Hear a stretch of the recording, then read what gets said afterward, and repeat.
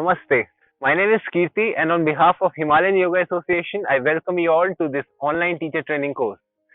I am a teacher here at Himalayan Yoga Association, and I will be taking you through the concepts and details of the human body and yoga altogether.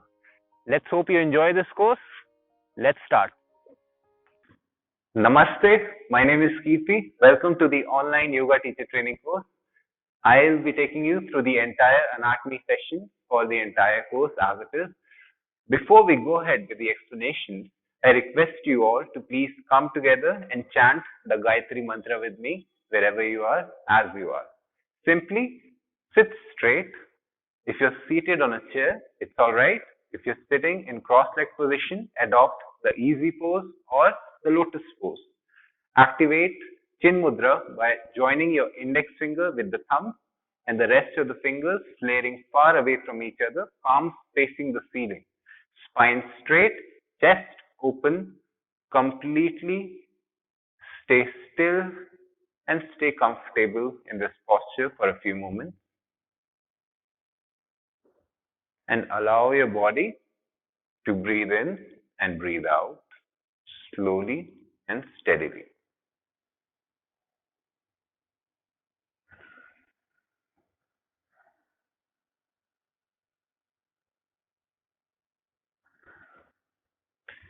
Simply inhale and exhale and allow your breath to gather complete awareness and attention towards yourself.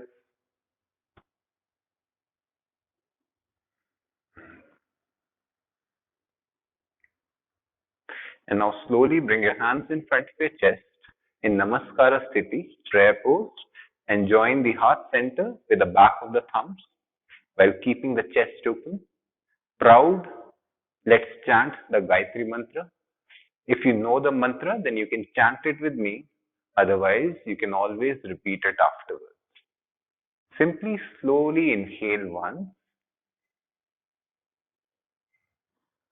Om Bhurbhuva Swaha Tatsaviturvarenyam Bhargo Devasya Dhimahi Dhiyo Yo Na Prachodayat. Om.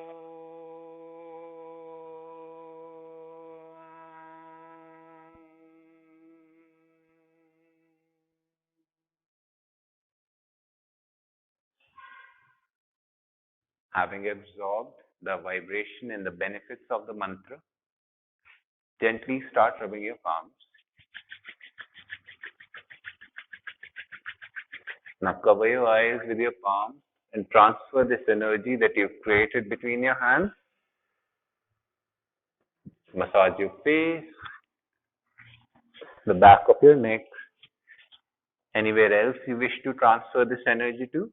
Before opening your eyes, once again fold your palms, bow down to your fingertips. With a few blinks, open your eyes and welcome back. So I want to start today's lecture, the first lecture, with a question. Why do you need to study anatomy to become a good yoga teacher? We often teach classes in the school as well, and there's always a mixed batch of people. Most of the people do not pay much attention to anatomy because they think it's irrelevant. Please, this is a complete misconception. In order for you to become a good yoga teacher, you need to have a very good understanding of anatomy as a topic, as a subject, as a science.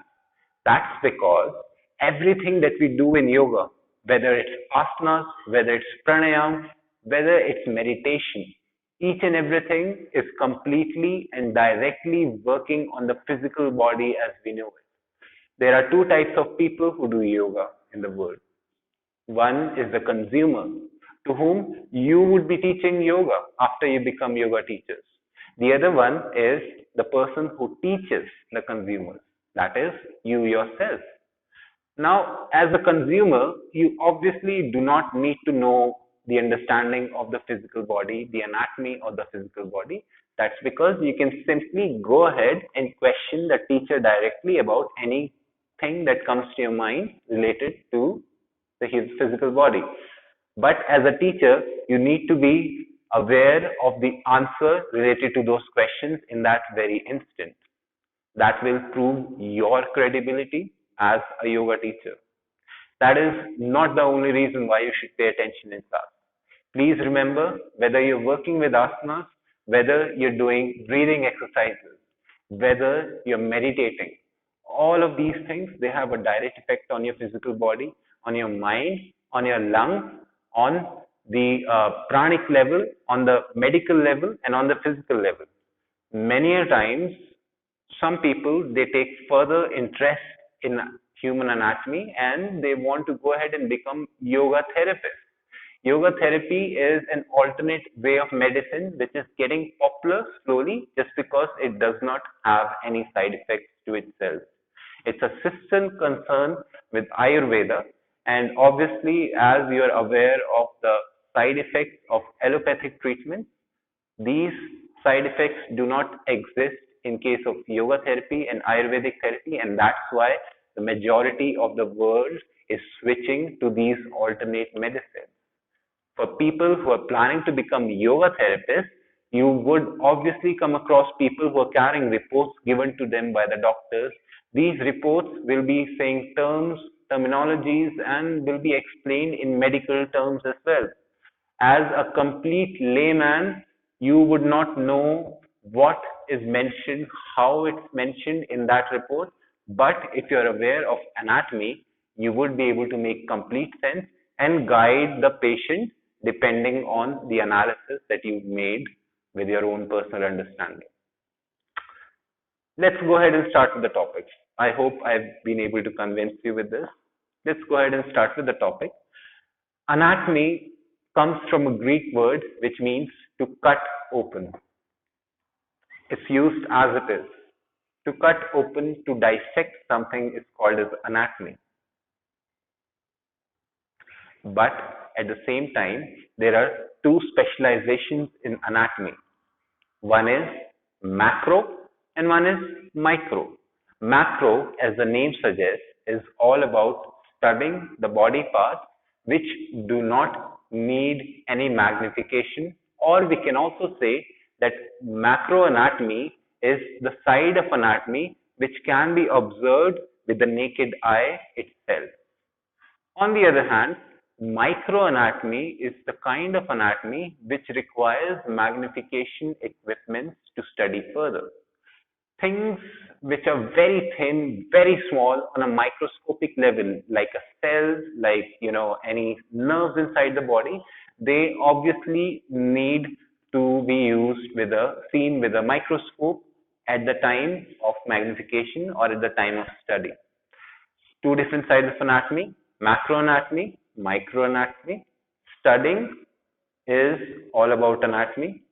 Observing the structure is all about anatomy.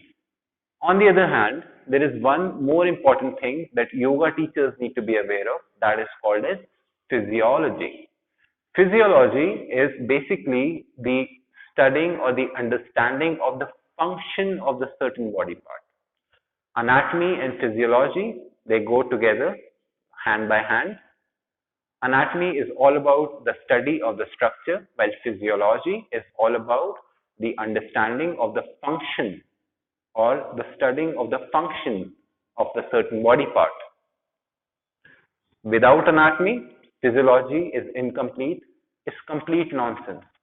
Without physiology, anatomy would not be able to make much sense because it will just become information that you cannot use. Incomplete information, that's all.